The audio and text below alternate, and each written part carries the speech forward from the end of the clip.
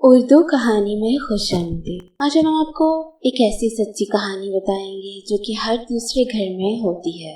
جب لڑکیوں کے رشتے طے پا جاتے ہیں تو وہ اپنے ہونے والے شوہر سے بہت زیادہ دوستی بڑھا لیتی ہیں۔ کچھ لڑکیاں یہ سوچ کر کہ اب وہ میرا شوہر بننے والا ہے تو ان کے ساتھ بہت زیادہ دل سے محبت کرنے لگتی ہیں، لیکن ان لوگوں کو یہ نہیں معلوم ہوتا کہ جن کے ساتھ وہ اتنی قربت کا احساس رکھتی ہیں کیا وہ اس لائق ہے بھی یا نہیں۔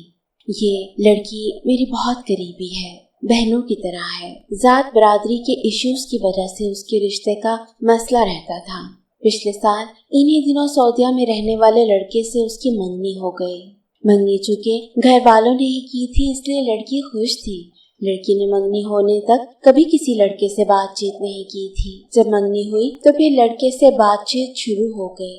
پورا سال لڑکا محبت بھری باتیں کرتا رہا۔ لڑکی نے بھی اپنا پورا وقت دیا۔ اکتوبر کے مہینے میں شادی طے تھی۔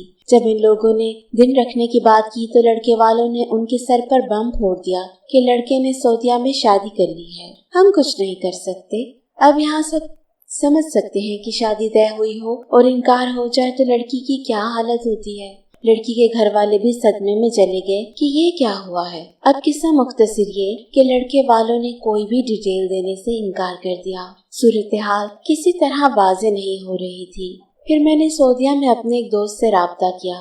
انہوں نے 6 دن کی مسلسل کوشش کے بعد اس لڑکے کو ٹریس کر کے پکڑا اور اس سے کہا کہ سچ بات بتاؤ۔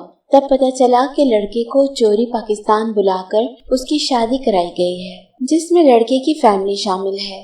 اب اس کی وجہ صرف یہ تھی کہ لڑکے کے گھر میں ان کے ساتھ ان کے ماموں اور مامانی رہتے تھے جن کو لڑکی کا لپسٹک لگانا یا ٹراؤزر پہننا پسند نہیں تھا۔ اس بات پر ان کی ایک بار لڑکی کی بہن سے بحث ہوئی تھی جس پر بہن نے کہا تھا کہ ابھی وہ ہمارے گھر ہے، جب آپ کے گھر آئے گی تو پھر آپ اعتراض کرنا۔ اسی بات کو ایشو بناتے ہوئے انہوں نے لڑکے کی کہیں اور شادی کرا دی اور لڑکی والوں کو معاشرے کی باتیں سننے کے لیے چھوڑ دیا۔ لڑکے کی پوری انکوائری کے بعد پتہ چلا کہ اس نے ہر بات بھی جھوٹ بول رکھا تھا۔ نوکری، شہر اور تنخواہ سب غلط بتا رکھی تھی۔ لڑکی والوں نے لڑکے کی تحقیق کے بجائے لڑکے کے باپ کی نیک نامی دیکھ کر ہاں کر دی تھی، جبکہ نیک نامی کا پتہ تو لڑکے کا کیا جانا چاہیے تھا۔